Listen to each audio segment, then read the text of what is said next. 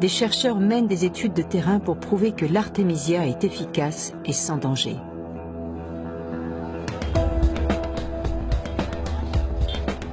Nous sommes à Kindu, sur le fleuve Congo, dans la province du Maniema.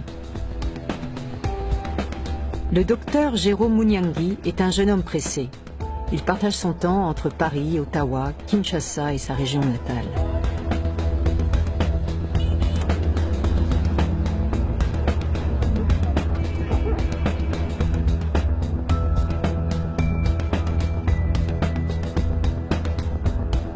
Après 3 heures de piste, le docteur Munyangi va d'abord rendre visite au chef coutumier.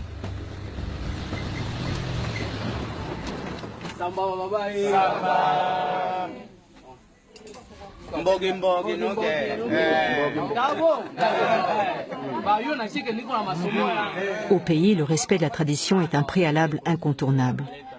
Les chefs ont autorisé le docteur Munyangi à mener une étude clinique sur leurs administrés. Donc juste pour me remercier pour juste dans l'étude que nous avons menée ici, Moulitou Saïdia. Donc c'était bien passé grâce à la bénédiction et nous. Donc kama tunaanza leo kurudilia kuile kiganga ya bababu njoo kazi yangu mimi niko nafanya. Donc kwangu iko vile furaha mbogi nukelele. À l'autre bout du village, une surprise attend le médecin, accueilli comme l'enfant prodige. Artemisia! Artemisia! Les écoliers du village font la fête à l'homme qui les débarrassera peut-être de la malaria.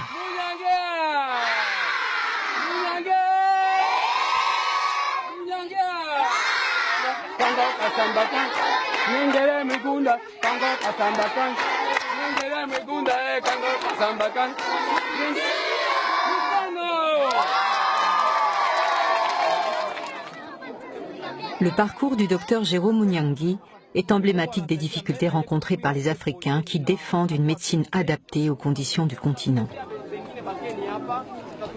Mon premier contact avec l'artémisia, suite à une crise de paludisme que je fais à Kinshasa, c'était un paludisme résistant, parce que j'avais déjà pris des antipaludéens, ça ne marchait pas.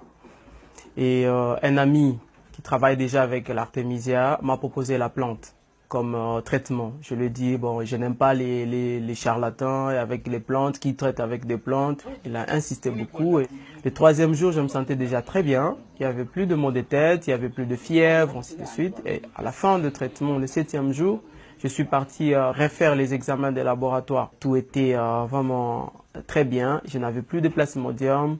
Et voilà, et c'était mon premier contact avec la plante artémisia. Impressionné par ce résultat, le docteur décide de consacrer la suite de ses études à la plante. Son diplôme de médecine et quelques feuilles d'artémisia sous le bras, il entame une maîtrise S-Sciences à Paris. Après 3 semaines d'analyse, nous étions vraiment très étonnés par le résultat que nous avons observé au laboratoire. Le professeur qui travaillait avec moi était très étonné. Elle a refait les examens elle-même. Je me rappelle encore l'un de mes professeurs qui me dit, voilà, et ça c'est une bombe. Et on ne peut pas que cette bombe puisse sauter dans notre laboratoire parce que juste les subventions des laboratoires proviennent de firmes pharmaceutiques. Et on a arrêté la recherche. On m'a même arraché mon cahier de laboratoire où il y avait des manipulations. Et tous les échantillons d'artémisia que j'avais amenés au laboratoire étaient confisqués. On a amené ça au bureau du directeur du laboratoire. Pratiquement exclu de l'université et privé de bourse, le docteur Munyangi refuse d'abandonner. Il prend contact avec Lucille Cornet-Vernet, qui va l'aider à poursuivre ses recherches. Nous avons décidé ensemble en fait de monter une grande étude aux normes de l'OMS, donc c'est un peu compliqué, c'est randomisé en double aveugle, etc., sur un échantillon significatif de personnes, donc là on a fait sur 1000 patients, et donc j'ai à ce moment-là commencé à chercher les fonds. Donc ces études ont été financées en fait par des amis, par des fondations, par des entreprises, et j'ai été émue aux larmes quand des personnes faisaient des chèques de 50 000 euros, de 30 000 euros, de 20 000 euros, simplement parce qu'ils croient vraiment qu'une plante peut être la solution pour ce fléau apocalyptique qu'est le palu en Afrique. En juin 2015, une fois le financement trouvé, Le docteur rejoint sa province natale pour lancer l'étude. 1000 patients porteurs du falciparum participent à l'étude. 500 prendront de la tisane d'artémisia, 500 autres un médicament ACT. Le docteur Mounyangui n'était évidemment pas seul pour mener une étude d'une telle ampleur. Tous les centres de santé des environs ont été mobilisés. J'ai distribué la tisane aux malades. C'est moi qui préparais cette tisane au niveau de la structure. Et les gens venaient prendre la tisane 3 fois par jour. Et les gens prenaient ça pendant 7 jours. Pour respecter le protocole de l'OMS, le docteur Mounyangui ne pouvait être à la fois l'initiateur de l'étude et l'investigateur principal. Le docteur Michel Idumbo sera chargé de cette mission.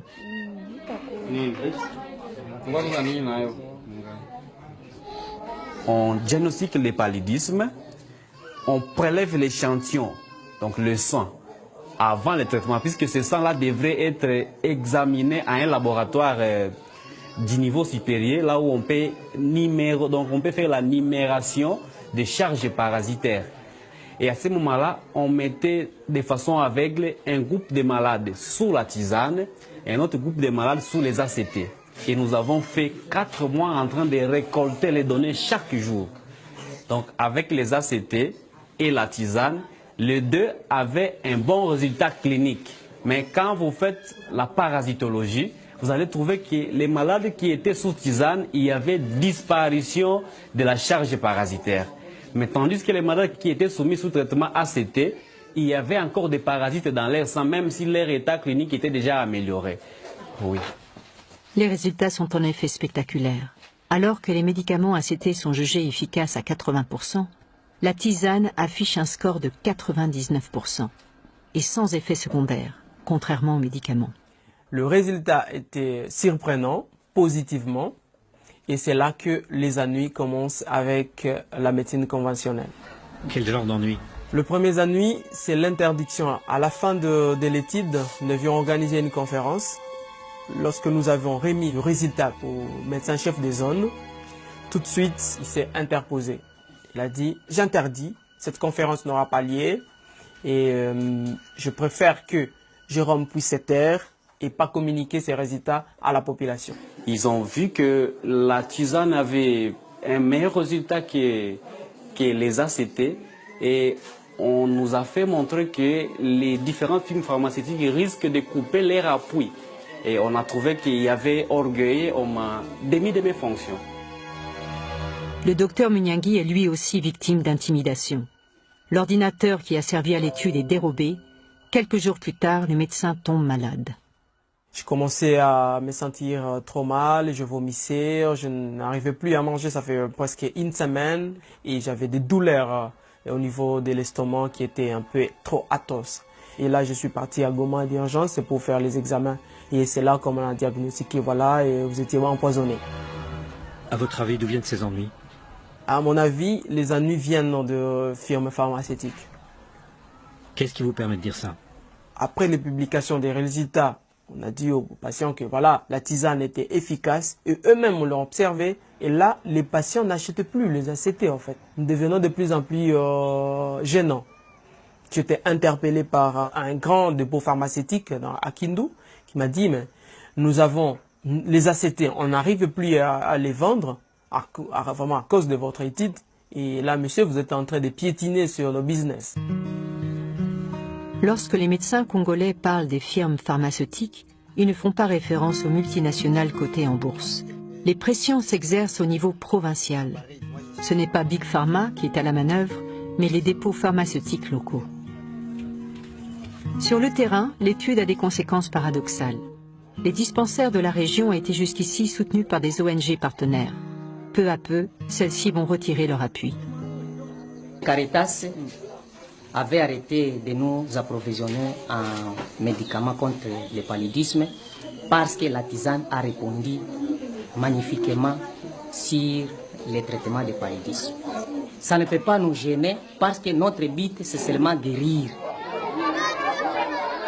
Après l'étude, les villageois adoptent la tisane dont ils ont été les cobayes.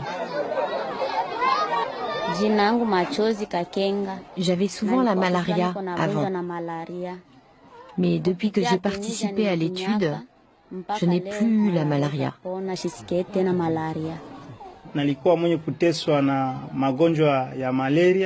Moi, j'ai toujours eu la malaria. Mais en prenant la tisane d'Artemisia, je me suis senti beaucoup mieux. Cela fait des années que j'ai la malaria. Mais depuis que je prends la tisane, j'ai la santé. Je n'ai plus la malaria.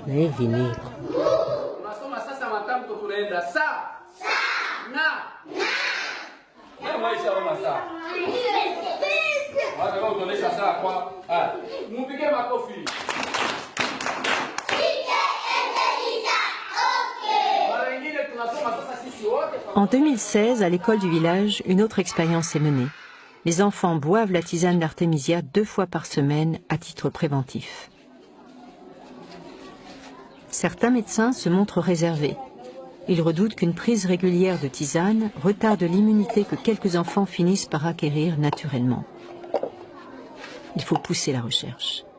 L'instituteur, lui, est absolument enthousiaste. La situation de prendre l'Artemisia est pour nous une situation très favorable et rentable pour notre vie et pour la vie de nos élèves. Nous avons remarqué que la prise de l'Artemisia a diminué l'absentéisme, aussi a donné les concours de l'application des élèves à l'école, même les absences étaient terminées.